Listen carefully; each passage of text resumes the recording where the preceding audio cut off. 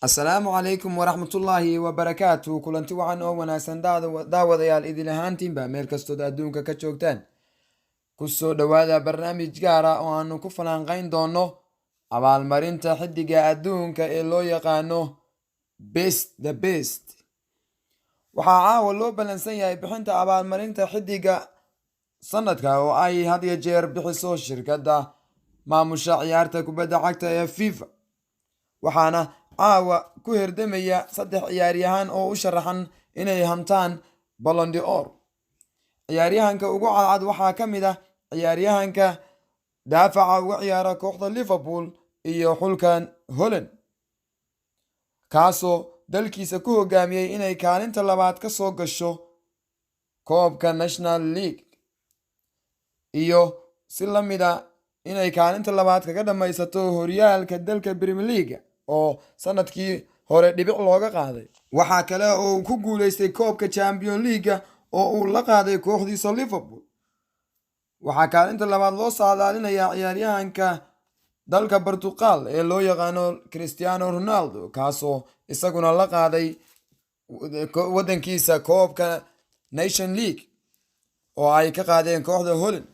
waxaana uu sidoo kale uu la qaaday horyaalka dalka Talyaaniga kooxdiisa Juventus, kaasoo isaguna kusoo galay kaalinta labaad in loo saadaaliyo inuu ku guuleysan karo abaalmarinta caalamiga ah ee World Best Player. waxaana kaalinta saddexaad ka soo muuqday Lionel Messi oo kusoo guuleystay kabta dahabka ah iyo horyaalka dalka La Liga ee Spain.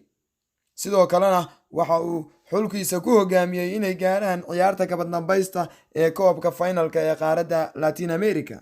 waxaana sidoo kale loo saadaalinayaa inuu ku guuleysan doono goolkii ugu wanaagsanaa sanadkii lasoo dhaafay, kaasoo la filanayo in la guddoonsii doono Lionel Messi maanta. waxaa iyadana dhinaceeda herdamaya 3 coach ee kala ah coachka kooxda Tottenham iyo coachka kooxda Liverpool ee Klopp iyo coachka kooxda Manchester City ee Pep Guardiola, kuwaasoo saddexduba kusoo hogaamiyey kooxahooda guulo la taaban karo. waxaana coachka Pep Guardiola uu ku hogaamiyey kooxdiisa Man City inay hanato 3 koob oo maxalli ah.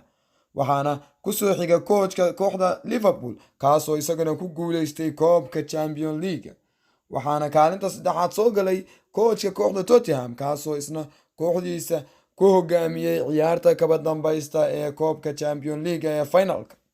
waxaana maanta lagu dhawaaqi doonaa 3 coach midka ku guuleysta coachka ugu wanaagsan adduunka marka caawa la isugu yimaado magaalada Milano ee dalka Talyaaniga.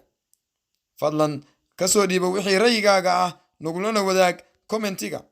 waxaanu kusii dhaadhacaynaa dhinaca kale ee xafladda caawa ka dhici doonta Milano. waxaana dhinaca haweenka u tartamaya ciyaaryahanada ugu wanaagsan adduunka Lozzie Borzi oo u dhalatay dalka England una ciyaarta kooxda Olympiacos Lyon, iyo Alex Morgan oo u dhalatay dalka Mareykanka una ciyaarta kooxda Orlando Pride, iyo Megan Robin oo u dhalatay dalka US una ciyaarta kooxda Rain FC. waxayna 3 haween u tartami doonaan inay ku hantaan ciyaaryahanada adduunka. waxaa dhanka kale iyagana dhinacooda ka tartamaya goolhayaha ugu wanaagsan adduunka, waxaana ku tartami doona 3 goolhaye ee kala ah goolhayaha kooxda Liverpool iyo xulka qaranka Brazil ee Alisson Becker, iyo goolhayaha kale ee reer Brazil ee kooxda Manchester City ee Ederson, iyo weliba goolkiibaha kooxda Barcelona iyo xulka Germany ee Stegen. waxaa ciyaaryahanka Alisson Becker uu kooxdiisa Liverpool ku hogaamiyey koobka Champions League oo uu qaaday final. waxaana uu sidoo kale final la qaaday koobka Latin America oo uu xulkiisa ku hogaamiyey inay hantaan. waxaana goolkiibaha kooxda Manchester City uu isaguna ku hogaamiyey kooxdiisa Manchester City horyaalka dalka Premier League. waxayna dhammaantood ay halkaa kala soo qaybgeli doonaa xafladda ka dhici doonta dalka Talyaaniga ee caasimadda Milano, iyagoo rajeynaya inuu midba midka kale uu nasiibkiisa halkaa kala tegi doono waxa uu yahay u calfay. halkaas waxaa inoogu soo dhammaaday barnaamijkii gaarka ahaa oo aanu maanta ku eegaynay ciyaaryahanka hanan doona biladaha ciyaaryahanka ugu fiican adduunka. waxaanu fadlan daawada kaa codsanaynaa inaad barnaamijka la sheergarayso asxaabtaada qaaliga ah lana wadaagto sabskrayb iyo sheertana aad noo soo badisaan. wasalaamu calaykum waraxmatullaahi tacaala wabarakaatu.